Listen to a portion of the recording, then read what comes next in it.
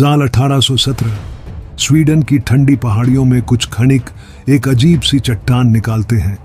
दिखने में बिल्कुल आम, पर जब उसे तोड़ा गया तो उसके भीतर से निकलने वाली चमक किसी रहस्य से कम नहीं थी। उस पत्थर को हाथ में लेने वाले वैज्ञानिक ने महसूस किया कि ये किसी भी ज्ञात धातु जैसी नहीं है।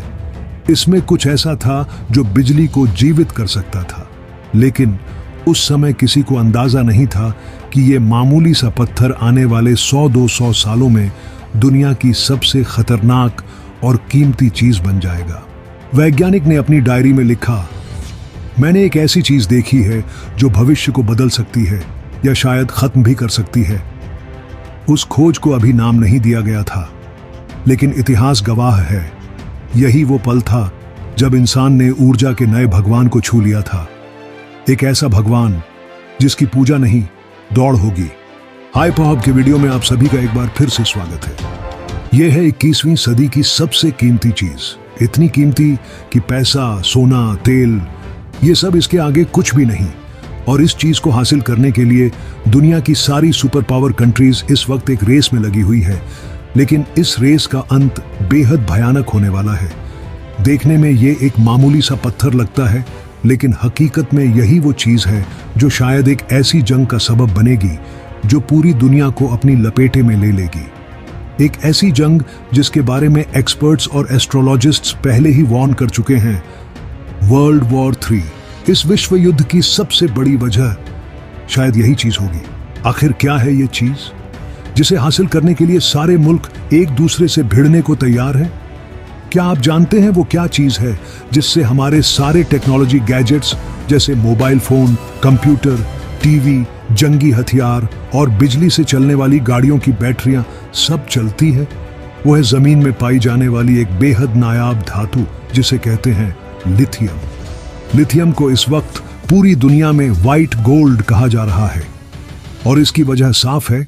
भविष्य एआई, आर्टिफिशियल इंटेलिजेंस और इलेक्ट्रिक व्हीकल्स यानी बिजली से चलने वाली गाड़ियों और ट्रांसपोर्ट का है, और इन दोनों में इस्तेमाल होने वाला सबसे बड़ा रॉ मटेरियल लिथियम ही है। अगर हम अमेरिका की बात करें तो इलेक्ट्रिक गाड़ियों की बिक्री हर साल 40% की रफ्तार से बढ़ रही है, और फॉर्मर प्रेसिडेंट जो बाइडेन ने अपने कार्यकाल में यह टारगेट दिया था कि 2030 में जितनी भी गाड़ियां अमेरिका में बिकेंगी उनमें से 50% इलेक्ट्रिक कार्स होंगी। जैसे जैसे इलेक्ट्रॉनिक्स का राज दुनिया पर बढ़ता जा रहा है, वैसे वैसे रिचार्जेबल बैटरियों की डिमांड भी आसमान छू रही है, और इसके नतीजे में सारे बड़े मुल्कों के दरमियान लिथियम रिजर्व्स तलाश करने की दौड़ तेज होती जा रही है। अब यहां सवाल ये पैदा होता है, इस बढ़ती हुई लिथियम डिमांड की वजह से वर्ल्ड वॉर कैसे छिड़ सकती है? ये सवाल हमें लिथियम से जुड़े एक फंडामेंटल मसले की तरफ ले जाता है जिसे इंग्लिश में कहते हैं स्कैरसिटी, यानी किसी चीज की शदीद कमी होना। हकीकत में लिथियम कोई बहुत रेयर या नायाब धातु नहीं है। ये तो जमीन में कई जगहों पर पाया जाता है, लेकिन असल मसला इसकी निकासी का है, क्योंकि इसे जमीन से निकालना बेहद मुश्किल और महंगा काम है। इस वक्त दुनिया में सबसे ज्यादा लिथियम रिजर्व्स ऑस्ट्रेलिया, चिली और बोलिविया के पास हैं, और चौथे नंबर पर आता है चीन। अब जरा ध्यान दीजिए, चीन अकेला ऐसा मुल्क है जो दुनिया का 80% लिथियम प्रोड्यूस करता है, और यही वजह है कि इलेक्ट्रिक कार्स की बढ़ती डिमांड को पूरा करने के लिए वो दिन रात दूसरे देशों में लिथियम की तलाश में जुटा हुआ है। अफ्रीका के कई देशों में उसकी टीमें पहले से काम कर रही हैं, और अब उसकी नजर अफगानिस्तान पर है। कहा जा रहा है कि चीन अफगानिस्तान के लिथियम रिजर्व्स को हासिल करने के लिए तालिबान से पहले ही बातचीत शुरू कर चुका है, और अगर यही रफ्तार रही तो साल 2030 तक चीन करीब 100 नए लिथियम आयरन प्लांट्स खड़ा कर चुका होगा। मतलब दुनिया की 85% लिथियम बैटरियां सिर्फ चीन बना रहा होगा, और उस वक्त चीन वाकई में बन चुका होगा दुनिया की सबसे ताकतवर इकोनॉमी। अब सवाल यह है, चीन इतनी मजबूत पोजीशन तक पहुंचा कैसे? ये हम किसी और वीडियो में बताएंगे। असल सवाल यह है क्या अमेरिका, जो इस वक्त दुनिया की सबसे बड़ी सुपर पावर है और चीन का सबसे बड़ा प्रतिद्वंद्वी, इतनी आसानी से चीन को वो चीज हासिल करने देगा जिस पर पूरी दुनिया का भविष्य टिका है? इस सवाल का जवाब ढूंढने के लिए हमें लौटना पड़ेगा साल 2001 में। बहुत से लोगों का मानना है कि अमेरिका ने अफगानिस्तान पर हमला इसलिए किया था ताकि तालिबान को खत्म किया जा सके। कुछ लोग कहते हैं इसका असली मकसद था ऑयल रिजर्व्स पर कंट्रोल पाना। लेकिन 2010 में आई अमेरिकन स्टेट डिपार्टमेंट की एक रिपोर्ट ने दुनिया को हिलाकर रख दिया।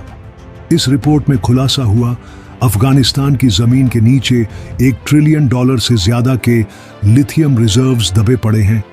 जी हां, $1 ट्रिलियन, यानी चिली और ऑस्ट्रेलिया के बाद अफगानिस्तान के पास दुनिया के तीसरे सबसे बड़े लिथियम भंडार हैं। और यही था अमेरिका के अफगानिस्तान में घुसने का असल मकसद, क्योंकि उस वक्त अमेरिका के पास रिफाइंड लिथियम के सिर्फ 8% ही रिजर्व्स थे। लेकिन अपनी इलेक्ट्रिक कार इंडस्ट्री को चलाए रखने के लिए उसे हर साल करीब 5 लाख मेट्रिक टन लिथियम की जरूरत थी। अब जरा सोचिए, अमेरिका जब अफगानिस्तान से निकला तो पीछे रह गया वो खजाना जिसे पाने के लिए अब चीन अपनी चाल चल रहा है। रिपोर्ट्स के मुताबिक चीन ने अफगान तालिबान से पहले ही बातचीत शुरू कर दी है। वो अफगानिस्तान के लिए बड़े बड़े इन्वेस्टमेंट पैकेजेस ऑफर कर रहा है, क्योंकि उसकी नजर सिर्फ एक चीज पर है, उस व्हाइट गोल्ड पर जो आने वाले वक्त में दुनिया की तकदीर बदलने वाला है और शायद उसे सबसे बड़ी सुपर पावर बना देगा। बहुत से एक्सपर्ट्स का मानना है अफगानिस्तान से अमेरिका का निकल जाना असल में ऐसा था जैसे उसने अपनी ही हाथों से भविष्य की सुपर पावर की सीट चीन को सौंप दी हो। लिथियम की डिमांड इतनी ज्यादा बढ़ गई है कि इसकी प्राइस में पिछले 1 साल में 500% इजाफा हुआ है। यह बढ़ती हुई डिमांड और बढ़ती हुई प्राइस ही असल वजह है कि हर बड़ा मुल्क, हर बड़ी कंपनी अब लिथियम में इन्वेस्ट करना और उसे हासिल करना चाहती है। दुनिया में सबसे ज्यादा इलेक्ट्रिक कार्स बनाने वाली कंपनी टेस्ला के मालिक एलोन मस्क ने हाल ही में अपनी ट्वीट में कहा है कि लिथियम की इस तरह बढ़ती हुई प्राइस का मतलब है कि टेस्ला को लिथियम माइन करने के लिए भी खुद मैदान में उतरना पड़ेगा। इस सारी सूरत हाल को देखते हुए ऐसा लगता है कि अमेरिका खुद को इस वक्त शायद उसी पोजीशन पर ले आया है जिस पोजीशन में 1941 में जापान था और उसने पर्ल हार्बर पर हमला किया था। जिस फ्रस्ट्रेशन ने जापान को यह कदम उठाने पर मजबूर किया था, वैसे ही फ्रस्ट्रेशन का शिकार इस वक्त अमेरिका है और वो भी ऐसा कोई कदम किसी भी वक्त उठा सकता है। पिछली 4 दिहाइयों में लड़ी गई तमाम जंगें ऑयल यानी पेट्रोल के लिए थी, क्योंकि उस वक्त पेट्रोल ही असल ईंधन था। लेकिन अब जैसे कि मैं पहले बता चुका हूं कि फ्यूचर बिजली से चलने वाली चीजों का है, तो ये स्वाभाविक है कि अगली जंगें अब रिचार्जेबल बैटरी को पावर करने वाले मेटल यानी लिथियम को हासिल करने के लिए होंगी। और न्यूक्लियर टेक्नोलॉजी के इस दौर में जंग का मतलब क्या होगा, शायद ये मुझे आपको डिटेल्स से बताने की जरूरत नहीं। अगर आपको ये वीडियो पसंद आई है तो इसे लाइक और चैनल को सब्सक्राइब जरूर कर दें। हमने अभी बहुत से इंटरेस्टिंग टॉपिक्स पर वीडियो बनानी है, तो आपकी सपोर्ट बहुत जरूरी है। अगर आपके पास कोई सजेशंस है तो नीचे कमेंट्स में जरूर बताएं। मिलते हैं नेक्स्ट वीडियो में, अपना ख्याल रखिएगा। धन्यवाद।